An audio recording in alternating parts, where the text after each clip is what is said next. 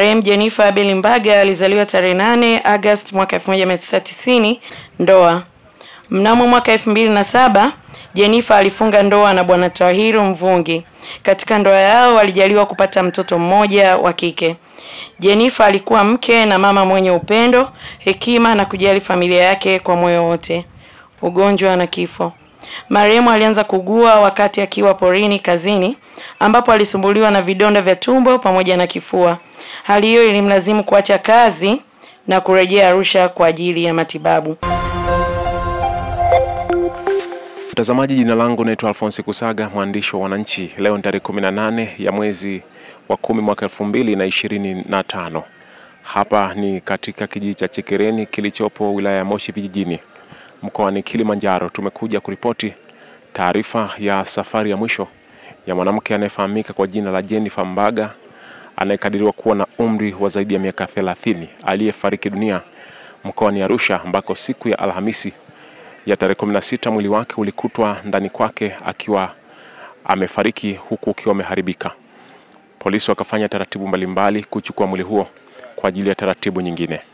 Kwa mujibu wa ndugu, wameeleza kwamba kilichosababisha umauti wa Jennifer na yeye kufa peke yake ndani ni kutokana na kukosa pumzi, kutokana na tatizo la kiafya lililokuwa linamsumbua kwa muda. Lakini vile vile wamewashukuru ndugu, jamaa na marafiki wote waliojitokeza kutoka Arusha na kufika hapa Moshi vijijini kwa ajili ya kumsindikiza Jennifer kwenye nyumba yake ya milele. Naitwa Bahati Foya, ni rafiki wa karibu na dada wa karibu wa laiti marehemu Jennifer pamoja na Rehema. Napenda kutoa shukrani za dhati kwa wale wote ambao wameshiriki pamoja nasi tangu tulipopata habari za msiba wa ndugu yetu Jennifer Abel siku ya Alhamisi. Tunashukuru watu wote ambao wameshiriki pamoja nasi kwa hali na mali, na hata kufikia siku ya leo tulipoweza kupumzisha mwili wa ndugu yetu Jennifer. Hatuna cha kusema zaidi ya kuomba Mungu arudishie na kuwazidishia pale mlipotoa na kuwajazia zaidi.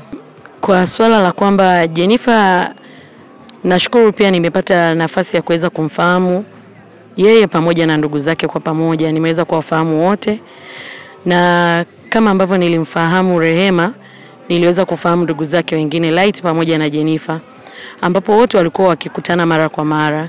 Na kwa mara ya mwisho nakumbuka ilikuwa ni siku ya Jumapili iliyopita, ambayo ilikuwa ni tarehe 12. Jennifer alionekana maeneo ya Leganga, Usariva, ambapo alikuwa amekuja kwa ajili ya shughuli zake za kibiashara kama ilivyokuwa kawaida yake, na ilikuwa ni majira ya jioni.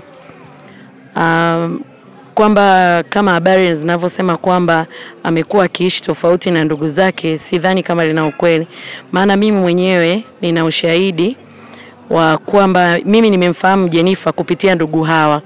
Mara nyingi nimekuwa nikiwakuta wakiwa pamoja, na walipokuwa pamoja wamenishirikisha na kuniita mahali pamoja. Kama tunavyojua, vikombe kabatini havikosi kugongana. Ndugu hawa sio kwamba wamekuwa wakikaa pamoja pasipo kugombana au pasipo kupishana maneno. Wamekuwa wakipishana, lakini pamoja na hayo unaweza kuona leo wamepishana lakini kesho wako pamoja.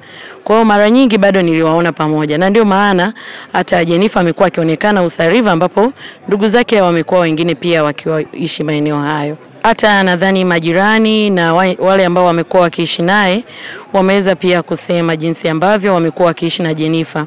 Na hata sisi ndugu wa karibu, nadhani nakumbuka ilikuwa kama sikoseni Jumatatu, mmoja wa ndugu zake alimpigia simu, lakini ilikuwa ikiita sana na haikupokelewa. Kadhalika majirani nao wamesema walisikia simu ikiwa inaita ndani na hawakuona imepokelewa. Ila jirani mmoja wapo amesema kwamba siku ya Jumatatu Jennifer alionekana akiwa ametoka kwenda kununua umeme, na mara baada ya kununua umeme alirudi na kuingia chumbani kwake. Baada ya hapo hakutoka na hawakuweza kujua tena kinachoendelea, kutokana na kwamba kila mtu amekuwa akiishi katika chumba chake na kila mtu amekuwa na maisha yake. Kifo cha Jennifer kimekuwa ni fundisho kwetu sisi wote. Iwe ni ndugu, tupo ndugu, hata tuwe tunakaa pamoja, tuwe tunafanyaje. Nachoweza kusema ni kwamba kama ndugu, kama marafiki, tuwe na tabia ya kutembeleana na kusalimiana kila asubuhi. Lakini pia ninapenda kuwaasa watu wale ambao wanaishi peke yao, ni vizuri angalau kuwa na mtu wa kuweza kuishi nao badala ya kuishi peke yako, kwa sababu tunachoamini mara baada ya kufanya uchunguzi wa madaktari na polisi, yale matokeo tuliyoyapata, basi endapo Jennifer alikuwa na mtu ambaye yuko naye pale ndani, pengine angeweza kumsaidia wakati alipopata tatizo lile la kukosa hewa. Hivyo ninawashauri watu wale hasa wanaoishi mmoja mmoja, embu ifike mahali watu waanze kuishi angalau na mtu, na ikiwa basi inashindikana, kuna wale wapangaji wanakuwa wamepanga lakini kila mtu anaishi peke yake. Tujenge utaratibu wa kusalimiana kila mara, salimiane asubuhi, mchana na hata jioni, kwa sababu huo itakuwa ni ubinadamu, na sisi tukizingatia kwamba ni wamoja wote tunatoka kwa Mungu, tukisalimiana salamu haigombi bali inazidi kujenga ushirikiano, umoja na mshikamano.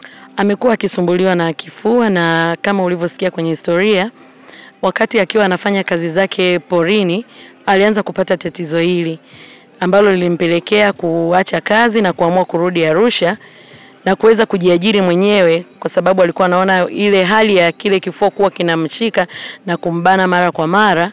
Anapokuwa porini aliona hali ile inakuwa ni ngumu, lakini baada ya kurudi mjini basi imekuwa ikimtokea angalau mara kwa mara, na amekuwa akienda hospitalini kwa ajili ya matibabu ya hapa na pale, mpaka tunapofikia hapo alipoweza kupata hali hiyo ya kuweza kufikwa na umauti akiwa peke yake. Na kama uchunguzi wa daktari ulivyoonyesha ni kwamba hali ile iliyompata, alikosa hewa, alishindwa kupumua, na kwa sababu alikuwa amejifungia peke yake ndani ya chumba, hakuna mtu yote ambaye angeweza kusikia wala kujua, mpaka alipoanguka na hata kujing'ata. Mwili wa ndugu yetu Jennifer umeharibika kutokana na ile hali ya kwamba alilala upande mmoja, kwa ukao umevilia damu, pamoja na ile kukosa hewa kulichangia yeye kubadilika rangi katika baadhi ya sehemu za mwili wake kama vidole, macho pamoja na miguu. Na kama tulivyopata maelekezo kutoka kwa madaktari, ile imesababishwa na yeye kukosa pumzi, ndio maana ameweza kubadilika sura kiasi kile. Na vile vile kutokana na kwamba tuliweza kushuhudia pale, tumeona ingeweza kuwa pia ni taharuki kubwa kwa watu, wangeshindwa kuvumilia. Ndio maana tukaona kwamba ni vyema basi tu wale walioweza kumwaga ambao ni familia ya karibu, basi wengine wamewakilisha wale wengine, na wengine kuweza kuaga ile picha yake. Na walikuwa wanavuka lami kuingia, ni madaktari wametoka kwenye kituo cha afya wanarejea nyumbani saa 5 asubuhi. Unajua wale vijana walikufa wote wawili pale pale. Sasa nilikuwa namwambia mchungaji rafiki yangu, nikimwambia jana nilikuwa kule Shigatini, kaniambia limetokea lingine jana hapa Chekereni, kijana wa hapa. Nitoe tahadhari, vijana wetu iweni makini. Ninyi sio kwa ajili yenu wenyewe, lakini sisi kama wazazi, kama kina mama, tunapowapoteza tumepoteza nguvu yetu ya baadaye. Unajua wazazi nguvu yake ya uzee ni watoto wake. Sasa kama tunawazika watoto, mnafikiri inakuwaje? Kwa hiyo tunawaomba sana kwamba vijana iweni makini, na niliacha hili kwa wazazi kwamba semeni na watoto, semeni na vijana, kwamba wanapokuwa kwenye hizi barabara zetu, ziwe za ndani ziwe za nje, wawe makini mno. Huo ni ujumbe ambao nakuachia wewe mzazi, na kama wewe ni kijana uko hapa, mueleze na kijana mwenzako kwamba tunawategemea. Nguvu yetu ni vijana wetu. Tunapowapoteza, kama leo tumempoteza huyu, usifikiri si jambo dogo, ni jambo ambalo linaumiza. Baada ya maneno hayo, niende sasa kuleta neno la Mungu. Nafasi ya kukumbuka kwamba na sisi tunaondoka duniani, na hii ni njia ambayo ni matokeo ya dhambi ya Adamu, na sisi tumeendelea katika hali hii tukingojea ufufuo wa tumaini la milele ambalo Kristo ameliweka kwetu, akisema ya kuwa atakuja kutukaribisha tena kwake. Bwana Yesu asifiwe. Na ahimidiwe Mungu Baba wa Bwana wetu Yesu Kristo, Baba wa rehema, Mungu wa faraja yote, atufarijie katika dhiki zetu zote, ili na sisi tupate kuwafariji wale waliao katika dhiki namna zote, kwa faraja hizo tunazofarijiwa na Mungu. Wakorintho wa pili 3 mstari wa 4.